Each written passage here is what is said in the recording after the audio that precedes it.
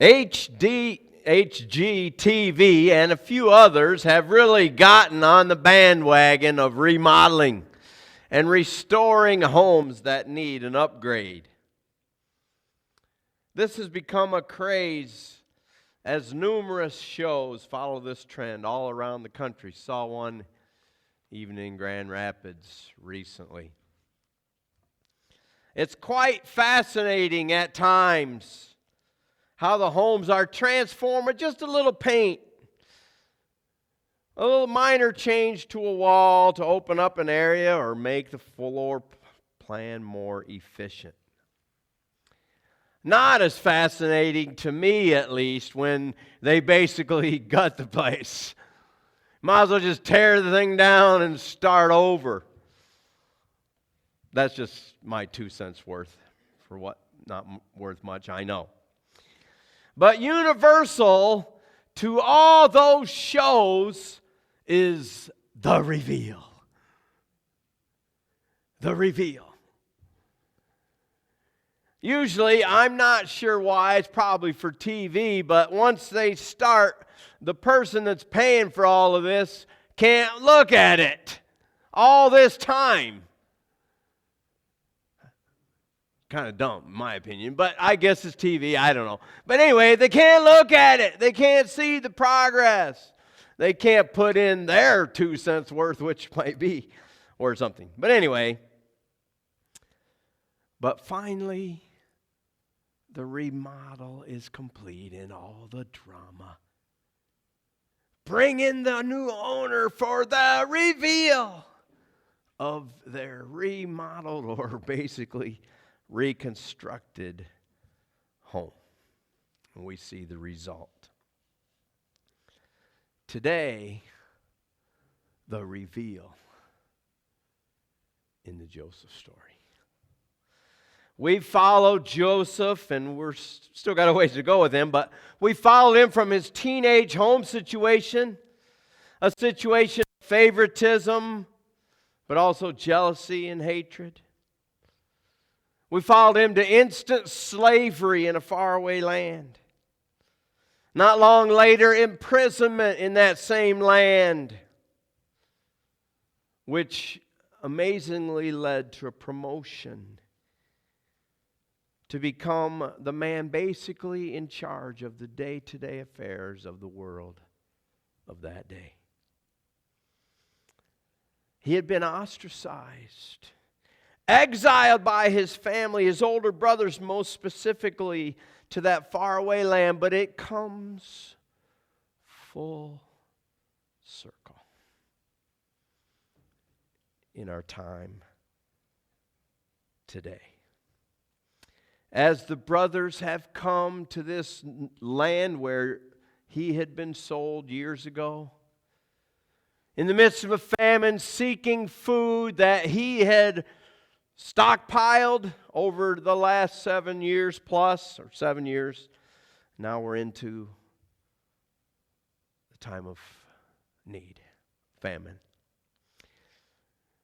They come to buy that food, and ironically and amazingly, in God's providence, they run into their younger brother. But they don't know who he is. He knows who they are, but they don't know him. And we've seen some of that going back and forth. He's trying to figure out what to do. How am I going to handle my family? The Daily Bread talked about holding a grudge. I believe it was this week. Anyway, if anybody could hold a grudge, it'd be Joseph, right? Sold as a teenage kid. Yeah, he was a little snarky. But sold as a teenage kid by his older brothers. If anyone had a right to hold a grudge, it was Joseph. And now he has the authority at his fingertips to seek revenge, that sweet revenge we think we want to get. What's he going to do? How's this going to come about? Well, last time, a couple weeks ago now, we saw that his brothers demonstrated a much deeper respect for their father than they had done when he was that teenager many years ago. There's still a favorite son in the family. It went from Joseph, who now is presumed gone and off the scene completely by the family. He's gone, but there's still a favorite brother, his younger brother, Benjamin, who was still the son of Jacob's old age and his beloved wife, the favorite, the original wife. There was still a favorite younger brother, but the older brothers had at least come to grips with that and were willing to protect him and to guard their father in his old age. You remember the story. Joseph's caught with that special cup, what had been placed in his sack. And okay, y'all can go home now. I'll just keep Benjamin as my slave. That was what Joseph's steward said. But they all went back to Joseph because they couldn't leave Benjamin in regard to Benjamin, in regard to his father, Joseph's father. That leads us unexpectedly to the reveal. 45:1, then Joseph could refrain himself before all them that stood by him, and he cried, cause every man to go out from me. And there stood no man with him, while Joseph made himself known unto his brothers. He wept aloud. The Egyptians and the house of Pharaoh heard it, and Joseph said unto his brothers, I am Joseph. Does my father yet live? And his brother could not answer him, for they were troubled at his presence. The reveal. What a story. Joseph could restrain himself no longer. We've talked about the incredible patience he's had, not revealing who he was all this time, all these different encounters. Couldn't stand it anymore, and they had proven themselves to be better men, grown men, more compassionate men of character. He sends all of his assistants out of the room, and the tears flow. The weeping is outward. It's heard. Some probably wondering, should we go in and rescue Joseph? What's going on in there? They had no idea. But all this time, from that first encounter a year or so ago, when they bought food the first time, they'd been dealing with Joseph, their brother. They'd been dealing with him. I am Joseph. Does my father still live? The brothers are just stunned. They're just stunned. They're at their wits' end. All this time, all these goings on have been with Joseph? Really? This cannot be true. Not surprised that he's in Egypt, of course. But the leader of the nation? What's going to happen now? If we thought we had trouble before, what are we going to do now? What's Joseph, the man who was giving us trouble before, what in the world is he going to do now?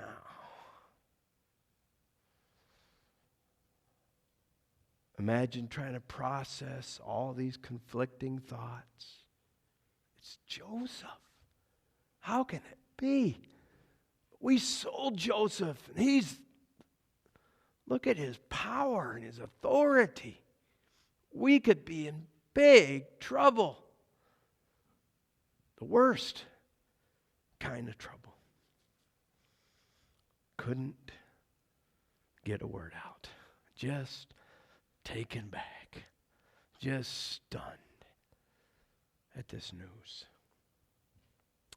But this reveal opens the door for the reunion. Joseph tells him, come near, verse 4. He says, I'm Joseph, verse 4, whom ye sold into Egypt. They'd done him wrong. They did wrong. They sold him. But he says now, verse 5, therefore, be not grieved, nor angry with yourselves that you sold me hither. For God did send me before you to preserve life.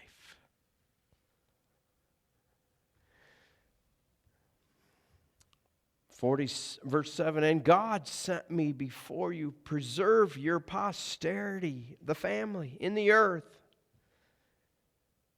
and to save your lives by a great deliverance. So now, it was not you that sent me hither, but God. Wow. Are we hearing this correctly? Yeah, we sold them. We know that. And that's been in their minds, haunting them for their whole life, but came to the fruition again. When they're getting in all this trouble, it's finally catching up with us. It's been on their minds. Joseph says, don't beat yourselves up. Don't blame yourselves. This was God's doing. Now, this isn't to suggest that we blow off the wrongs that we've done, right? That's not the point. Don't get that point here. We don't just blow off when we've wronged people. We can't just blow it off, well, God's going to make it okay.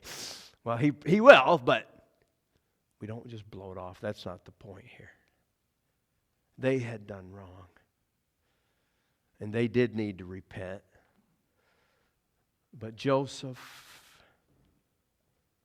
has forgiven them. He didn't belittle their sins. You guys sold me. But God was working His plan in this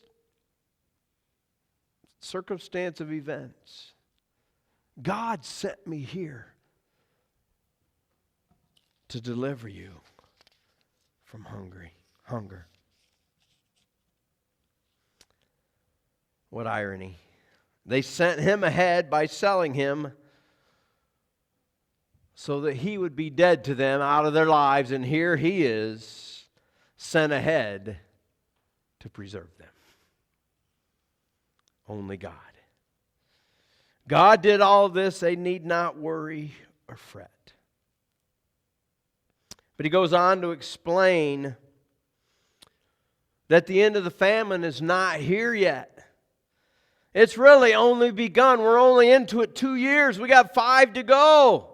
So if you think it's bad now, and it is, they did everything they could to avoid going back to Egypt.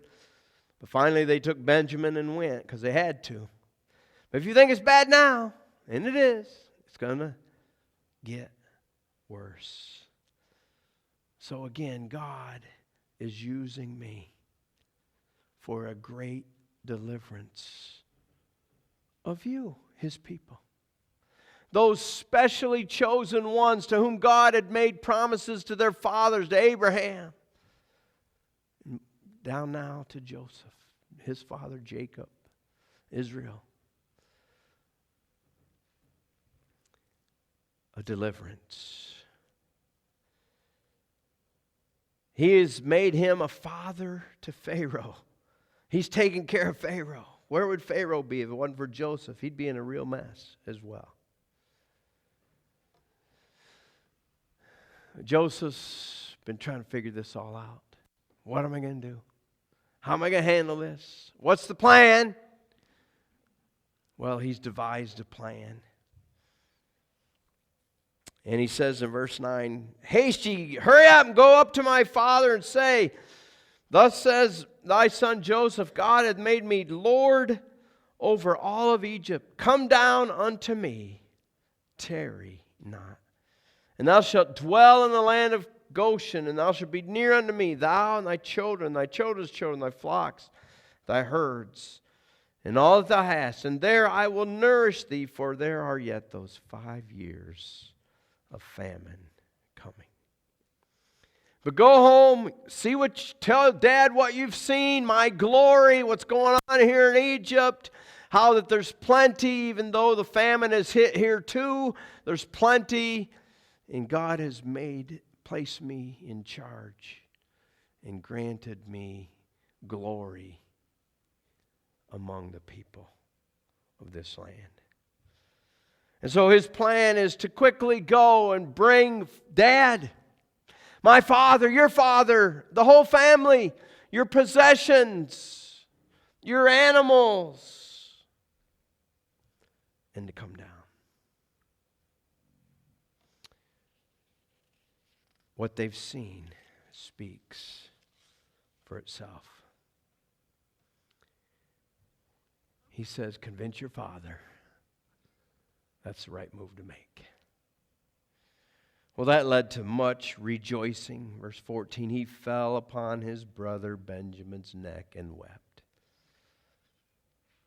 Benjamin wept upon his neck. He kissed all his brothers, wept upon them. And finally, the brethren opened up, started talking. And they enjoyed renewed fellowship as a family. It pleased Pharaoh, verse 16. And he had the same idea that Joseph had. Bring your family. Here, I'll help you. He gets in the act and provides wagons to go back, to load up all their stuff, to bring their father, who wouldn't be able to probably walk this journey, and their little grandkids, great-grandkids, Jacob's great-grandkids. Load everything up and bring them. And so off they went. With a gift to Joseph, from Joseph to his father, he gave gifts to his brothers, and Benjamin 22, his father 23 donkeys filled with delicacies and basic provisions, and they were sent away to go back home. They went out of Egypt, verse 26. They came to Jacob, their father, and told him, saying, Joseph is yet alive. He's governor over all the land of Egypt. And Jacob's heart fainted, for he believed them not. He's stunned too. This can't be. Joseph was devoured years ago by a wild animal. We've not heard boo since. Nothing. They had written him off as dead. Of course, the brothers didn't really know where he was, but they know he hadn't been killed, at least. He'd been sold. He's alive! And you can't believe it. They told him the words, and it'd be hard to grab hold of. My son, the ruler of Egypt, a foreign land, with all this glory and power and affluence, everything he needs, plus. Servants at his disposal to take care of everything. It's a bit mind-boggling for the father. But seeing the wagons that were sent, seeing the goods that were sent, hearing the vibrant testimony of these brothers, the excitement, he says, very well, it's enough. Joseph, my son, is yet alive. I will go and see him before I die. The decision has been made. The family's going to go back to Canaan, but gather up the family, the whole family, and move to Egypt. But this all gets back to one very important matter. And that is the matter of forgiveness. The matter of forgiveness. This side of eternity, we've gotten little glimpses, but we really don't know what all Joseph was thinking as he made his way through this strange and unjust and incredible journey. Sold as a slave, imprisoned. How unfair. How can God be allowing this? How is all of this happening? He's falsely accused, ends up in prison. All these things. How can this be? How can this be God's plan for my life? You have to wonder what He's thinking in all these steps. And then in a moment's notice, he's the most powerful man in the world, except for Pharaoh, as it comes around. He could have held a grudge. Brothers that left him in a pit, begging for mercy. Guys, I didn't mean trouble. Get me out of here. Just yelling, crying. Nope. They would have killed him. Fortunately, well, God's plan.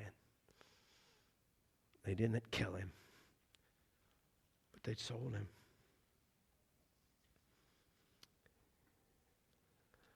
Forgiveness.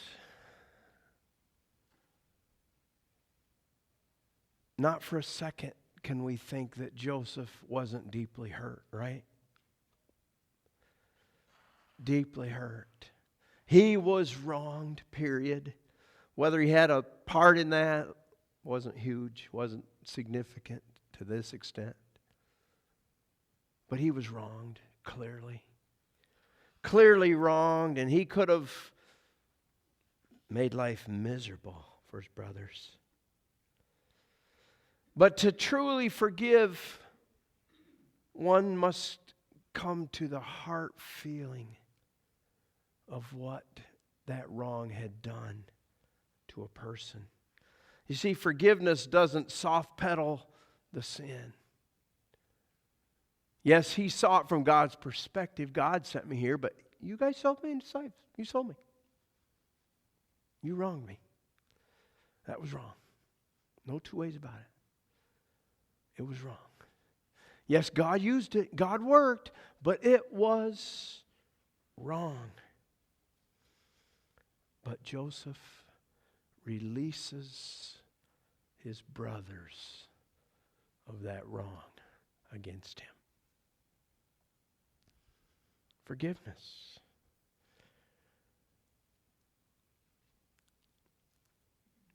True forgiveness releases the wrong and restores the relationship.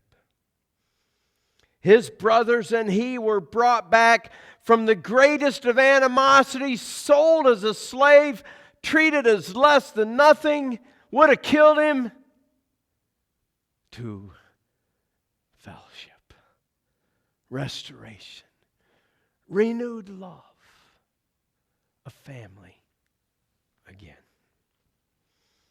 He welcomed them back into his life when he could have made their lives a mess. He welcomed them back.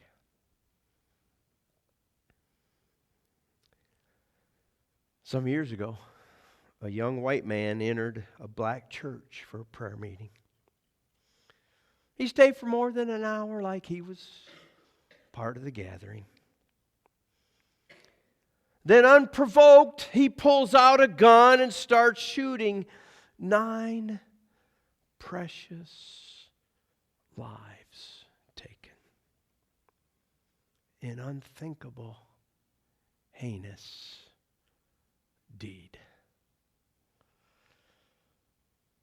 Just 2 days later, the loved ones of these victims stood in a courtroom to confront the shooter in a bond hearing. And most people in such situations would have lashed out in anger and vengeance and hatred. Not these. They spoke of forgiveness.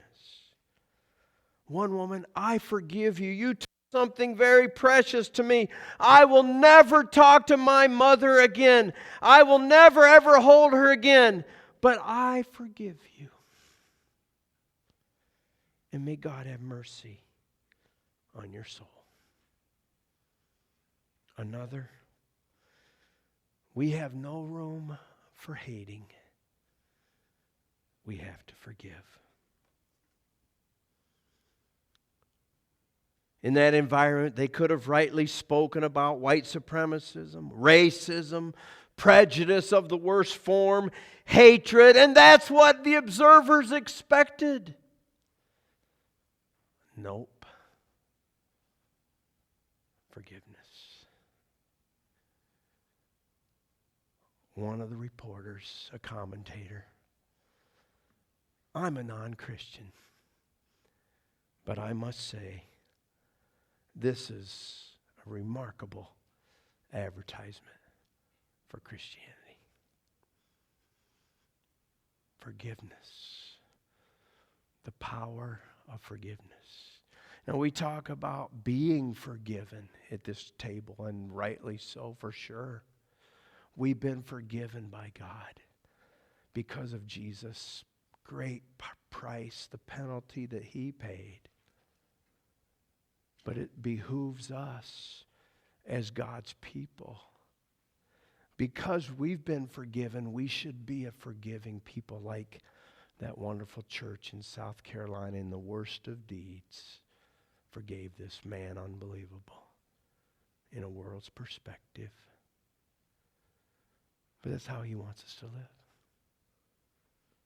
And so as we get ready to come to this table, maybe you're holding a grudge. You know, it's not, forgiveness isn't easy either. Because people can wrong us and have wronged us and do wrong us. It's not good. It's not easy to take. We need to be forgiving. That doesn't mean we don't work through these issues. That's another time. But we need to forgive. We need to forgive. Because of what Jesus has done for you. What is your attitude as you look down your row? As you look across the way, whatever it is, are we willing to live forgiving one of another? So take a moment. Look in your own heart. See if the forgiveness you've experienced, the reason you're gathering at this table, carries over into your life to others whom you must forgive to. Let's pray.